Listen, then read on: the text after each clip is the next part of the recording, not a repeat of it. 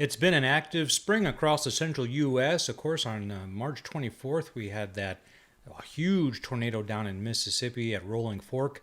And then this past Friday, we had a multi state tornado outbreak. I did chase on that particular day, and that is still being prepared. I still got some things I need to record, some radar data to go grab, so that's going to be coming out here soon.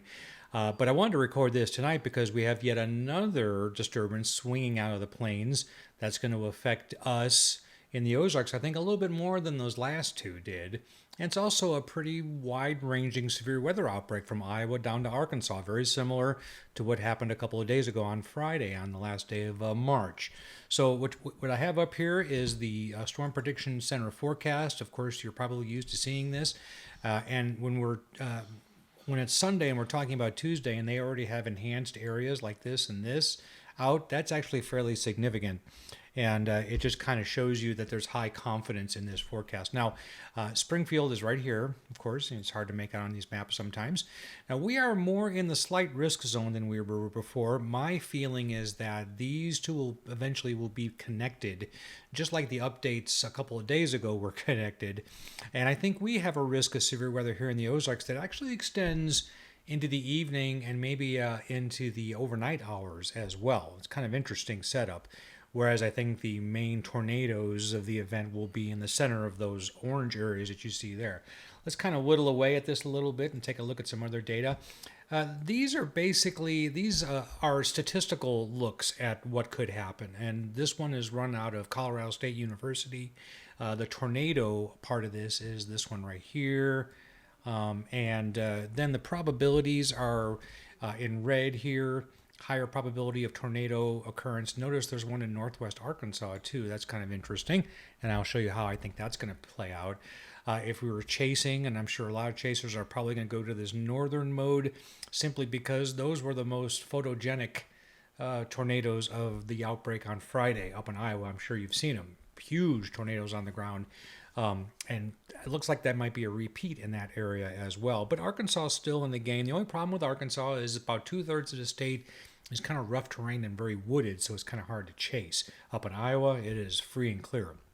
You'll notice that the Ozarks are definitely not out of the probability of tornadoes. We're in that yellow area. And like I said, there's a possibility that those two kind of pinkish red areas might be connected here eventually. As we go on for later model runs, more information. This one right here, I believe, is wind, and then this one is hail, if I'm reading that right. No, opposite. That one is hail, and that one's wind. Anyway, these are just computer model runs. They wait for a new run and then take a look and see what's happened in the past and see what matches. And there's another one that's run out of St. Louis, and this one actually has the tornado. This is tornado only. Has the tornado probability a little bit more centered over us. Again, Springfield's right here. So I think that there is a rather significant chance that we'll have a tornado in the Ozarks this time. Whereas the last couple of updates I did for Heads Up maybe wasn't as emphasized. This one might be a little bit more for us, okay, here in southwest Missouri, maybe a little bit of northwest Arkansas as well. So let's go and take a look at the model data here, and I'll erase this. And then let's go and go to the 500 millibar flow, which is so often what I do. This is the GFS model. We'll switch to this here. And this is the way it's supposed to look at the roughly jet stream level at about 4 o'clock in the afternoon on Tuesday, which is the day we're talking about. So again, the dot represents Springfield. It's kind of hard to see. It's right here. Is the center of the cross. That's where Springfield's located. So again, another one of these storms with a very tight circulation, strong winds aloft, splitting a little bit right there over northeast Kansas and Iowa. I find that kind of interesting. What I mean is we have one branch kind of going like that and one kind of going like that. That could have real ramifications on what happens to those storms in northern Missouri early on in the day. Is there much disagreement between this and the European model? Nope. I just switched to it. It is practically the same. There's really not much practical difference between these two models, which again is a confidence raiser. Now, when we were looking at this a couple of days ago, there was a little bit of a spread. Now it's kind of come together a little bit. As a matter of fact, I believe this is in the range of the shorter range model too here, the NAM. And if you look at that one again, pretty much in agreement to where that strong jet streak is going to be and how it's coming out into the plains. Now, let's take a look at some instability here. We'll go back to the GFS and actually, no, I'm going to take a look at dew points. And this is what's interesting. Dew points are good in this case for finding something we call the dry line. And if you're looking at that image right there, it's pretty obvious. So we have this extreme area right here where the dew points drop off considerably. That is the dry line, and it's finding itself a lot more east than it usually is. Usually the dry line, and again, this is at 4 o'clock in the afternoon. I've looked at dry lines, they're usually way out here somewhere. This is a good several hundred miles more to the east than we typically find it. That's bad news for the Ozarks, because usually what happens is when storms form over the dry line way out over the Panhandle region or even central Oklahoma, they're very vigorous, very severe there, but then once they move to the northeast, they move into more stable air. It's nighttime here, the storms tend to die down a little bit. But when they fire right in your backyard, just off into southeast Kansas and northeast Oklahoma, that's a different story for us. Is that going to happen? I think that's one of the things that's still in play. I think late in the afternoon, some are going to form in Oklahoma and move northeast into northwest Arkansas and south central Missouri. That's, I think, where that one tornado area that was indicated on the probability model had. Remember that little red area that was just kind of isolated down there in northwest Arkansas? I think that's what that is. Anyway, just so you know, this is a little bit different outbreak for us. This has the dry line closer to the Ozarks. So that's where that is. And I think that's going to show up to be about the same on the shorter range model. Yeah, it's actually a little more to the west on the NAM. This is, again, 4 o'clock on Tuesday. You'll see that dry line feature is more over Oklahoma City than it is, let's say, over Tulsa. So it's quite a bit further back. So that, again, that has ramifications that we still have yet to kind of sort through. Now, let's look at instability. That's the first thing I told you I was going to do. And we'll go here, and this is still the NAM. Yeah, we can start with that. I'm going to look at the mean layer on instability. So we have a maximum right there in central Missouri, right there. This is showing up as a capped atmosphere. That's that cross-hatching you see on there. That means that even at 4 o'clock afternoon, even though it's unstable, you need to break the cap. That's just a layer of warm air loft that the thunderstorms need to break through in order to break free into the unstable air. And if they can do that, it's pretty significant.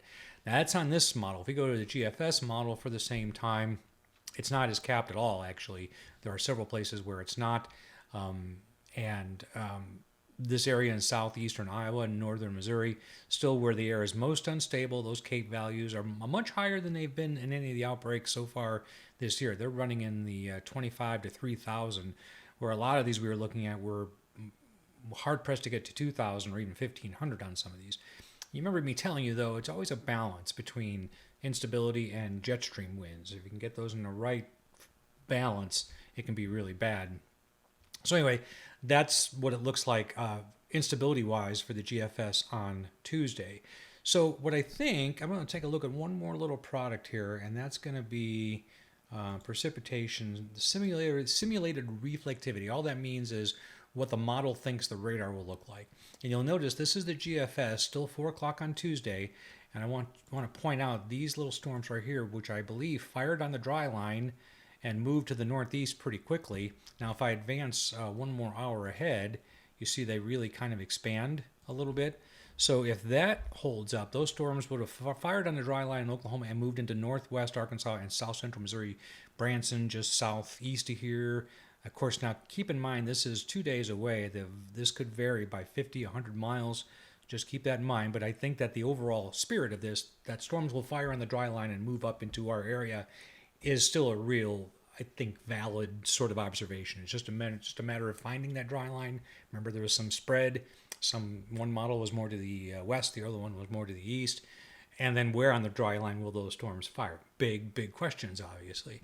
If we go back 1 hour again to 4 o'clock on Tuesday and switch models to the NAM and take a look at that, it's showing a similar pattern where you have storms that likely fired on the dry line and then are moving along with the jet stream, as you saw, which was going like that. And then if we move a little bit more ahead, you can see there is some refinement in those storms in that same area, moving off to the north and east. So what about this? Take a look at this. Now let's advance this. This is 7 p.m. There is 10 p.m. There is about 1 a.m. And you'll notice there's a new line of storms forming there. And there, I think there's a little tight corridor of opportunity here. Now, what's going to shut this down in a hurry is an advancing cold front. But I think there's a little window right in there where some of the storms that formed prior to the cold front's arrival could find themselves in a pretty severe sort of environment, still very unstable. Take a look at the GFS version of that, and we have to advance this ahead. No, actually, that one's a lot faster. The GFS has this moving through a lot quicker. But again, I think there are two severe weather modes on Tuesday. There's that dry line activity, and then there's stuff that happens later in the evening, after 10, maybe after midnight. They'll have to be watched very carefully as well. Usually those storms get shut down pretty quick or move very fast because the cold front just scoots them along. But I think right before that, there might be a window of opportunity as well. So perhaps kind of a event sort of thing happening for us on Tuesday here in southwest Missouri. So that's the update for tonight. Of course, I'll be looking at this for the next couple of days. I may do a storm chase on Tuesday. I went to Arkansas last time. I might go up to Iowa this time. It just remains to be seen. Anyway, keep listening, keep watching, and I'll have another update for you later on.